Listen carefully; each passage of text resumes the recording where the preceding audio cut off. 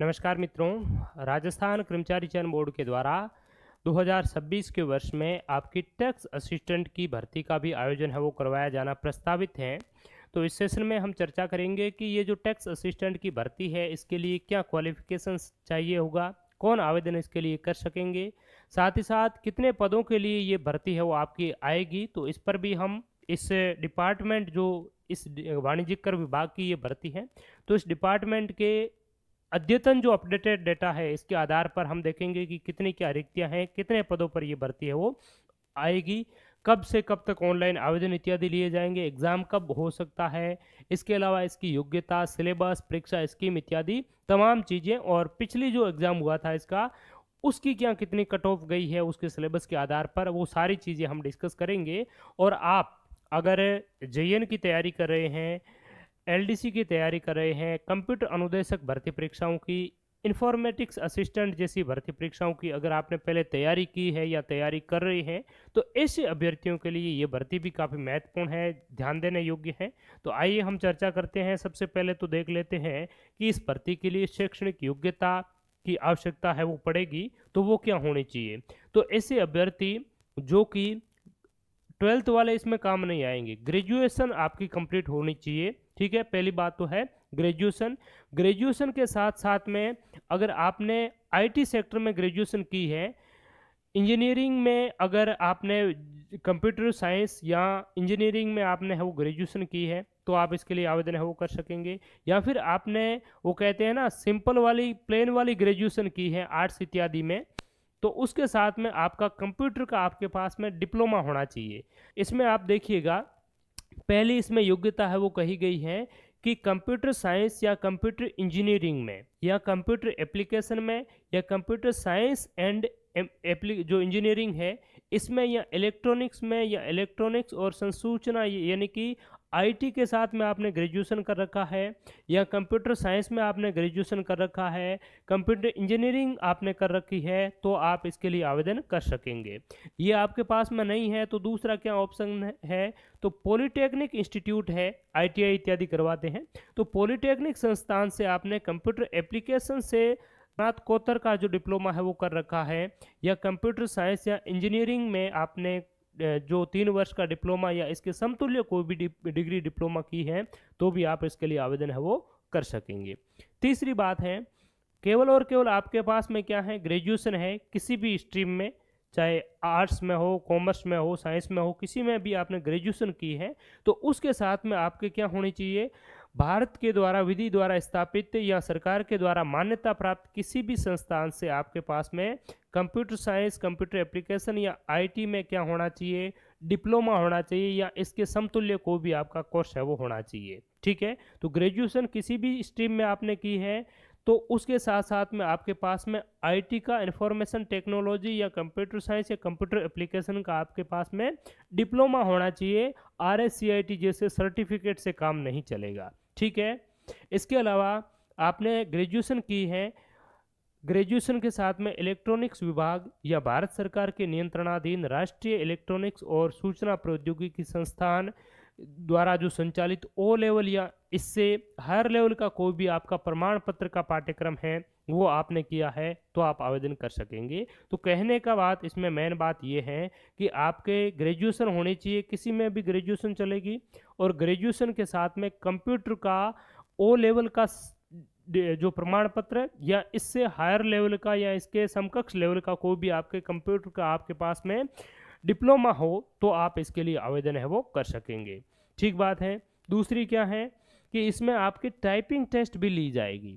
आपको कीबोर्ड का बेसिक जो टाइपिंग है 20 वर्ड पर मिनट की जो स्पीड है वो आपकी होनी चाहिए। वैसे टाइपिंग स्पीड, टाइपिंग का जो कार्य है वो आजकल हर चीज़ जो है वो कंप्यूटर से ही है वो होती है, तो ये तो आपके इस बेसिक स्किल है वो आपको होनी ही चाहिए। ठीक है, पहले जो हैंड रिटन की जिस प्रकार से हस्तलेखनी यानी कि एक साक्षर व्यक्ति की पहचान होती है, हाथों से वो लिखना जान सके, अच्छी तरीके से कोई भी चीज़ को लिख सके, लिखी हुई को पढ़ सके, तो अब आप तभी साक्षर, डिजिटल साक्षर तभी कहे जाएंगे जब आप किसी भी शब्द को कीबोर्ड के माध्यम से वो टाइप कर सके। तो टाइपिंग वाला जो काम है वो आपको सीख लेना चाहिए थोड़ा बहुत। तो इसमें आपकी टाइपिंग हिंदी और अंग्रेजी में 20 शब्द पर प्रति मिनट जो है इस प्रकार की जो टाइपिंग है वो भी आपकी आवश्यकता पड़ेगी। इसमें एलडीसी भर्ती होती है उसी की तरह इसमें भी एक टाइपिंग टेस्ट भी लेंगे आपके एग्ज़ाम की तरह ही। ठीक बात है। इसके अलावा इसमें ये भी कहा गया है कि टैक्स असिस्टेंट के पद हेतु न्यूनतम जो उत्तीर्णांक है वो 40% जो है वो निर्धारित है। तो मिनिमम क्वालिफाइंग मार्क्स भी इसमें है वो आपके निर्धारित है वो किए गए हैं। अब अगर हम बात करें इसकी परीक्षा की स्कीम की, तो एग्ज़ाम किस प्रकार से क्या होगा, तो देखिए आप पहले वाला 2018 का, इससे पहले ये भर्ती 2018 में कर्मचारी चयन बोर्ड ने आयोजित करवाई थी। 18 के बाद में अब तक कोई नई भर्ती नहीं आई है। तो इसका जो परीक्षा का स्कीम है वो 2018 में जिस प्रकार से था उसी प्रकार से रहने वाला है।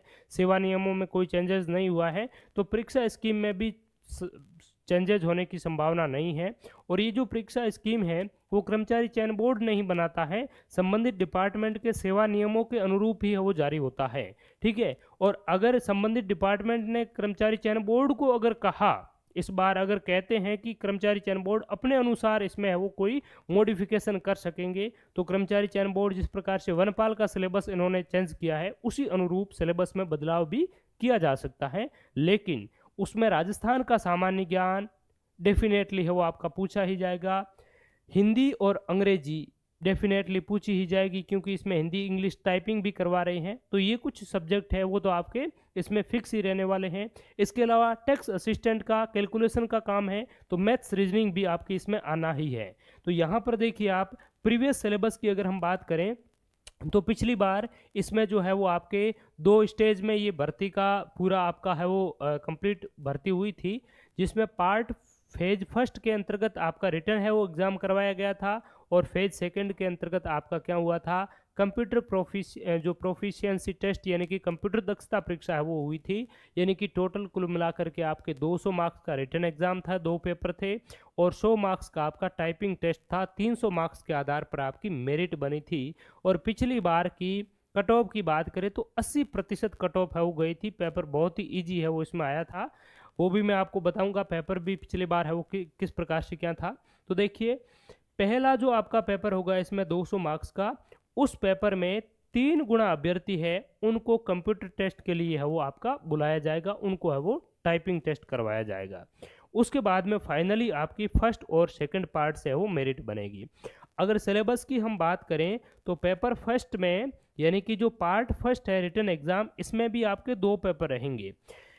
इसमें पेपर जो पहला होगा वो 2 घंटे का होगा, 100 मार्क्स का होगा, और मिनिमम क्वालिफाइंग मार्क्स इसमें 40 आपको वो चाहिए होंगे, 40%।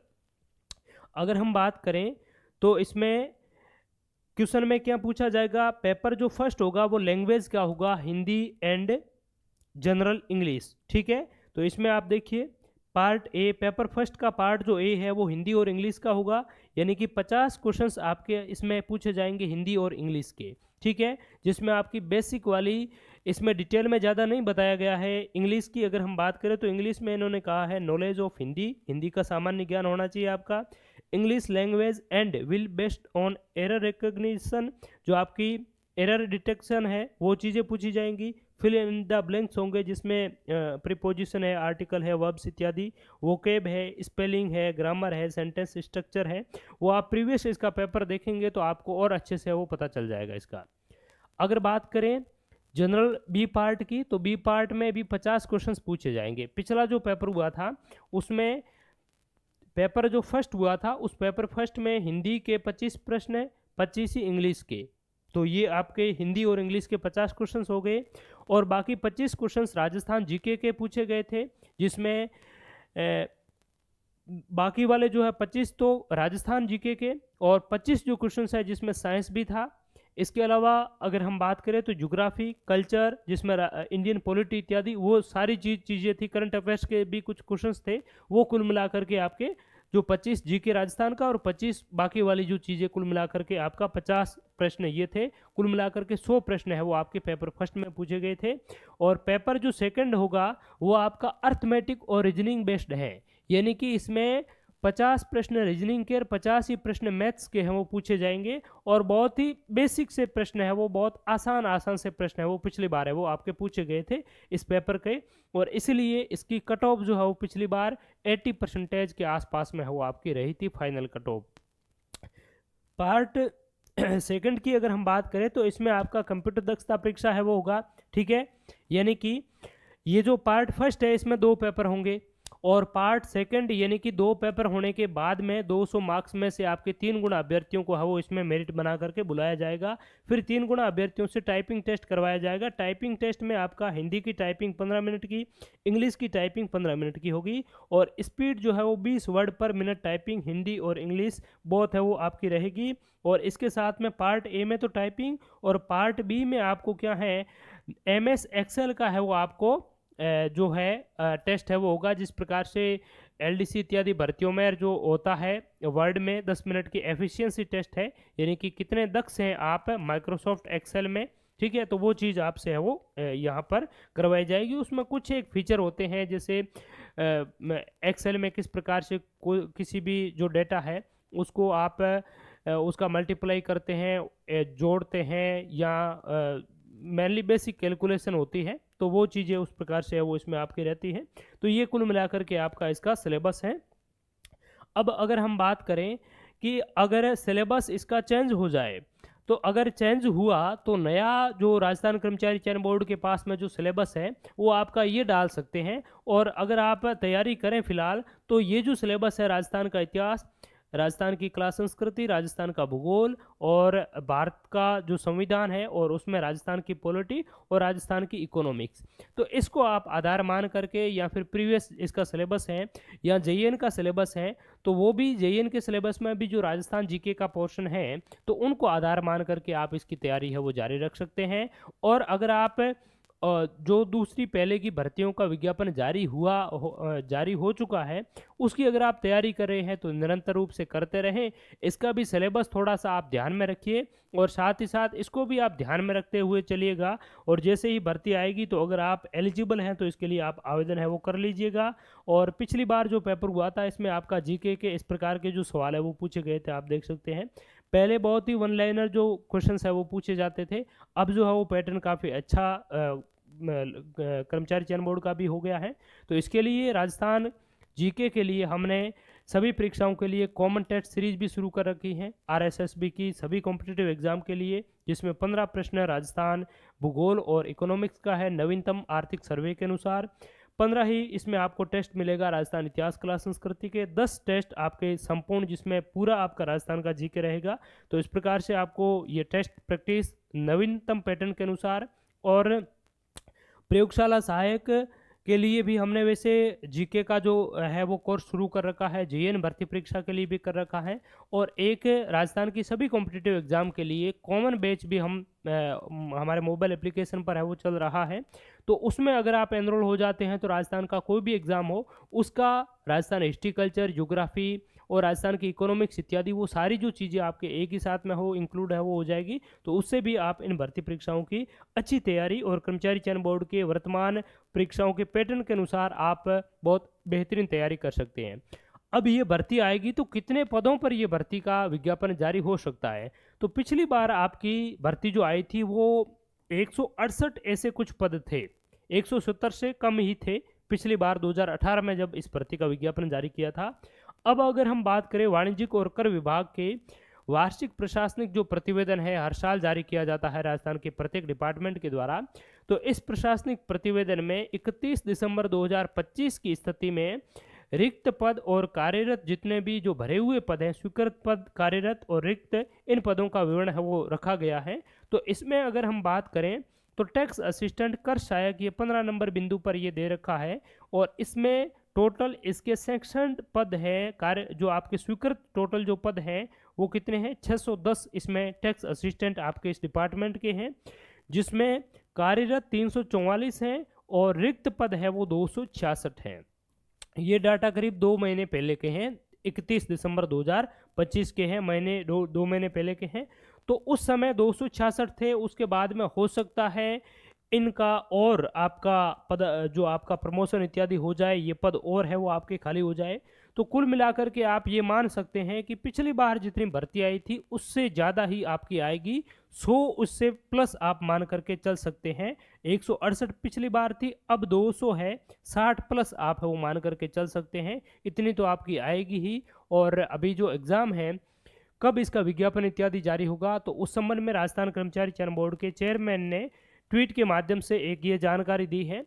और इसमें ये कहा गया है कि टैक्स असिस्टेंट भर्ती जून में नहीं होगी, आगे सरकेगी। अर्थना संबंधी इश्यू है अभी भी। अब कैसा इश्यू है वो ये जाने। ये इन्होंने 20 फरवरी को वो ट्वीट किया है। तो इश्यू है अर्थना, जो भी इश्यू रहे, लेकिन भर्ती आपकी है वो डेफिनेटली है वो आएगी। इश्यू का समाधान तो दोनों डिपार्टमेंट मिल करके है वो करेंगे ही, ठीक है।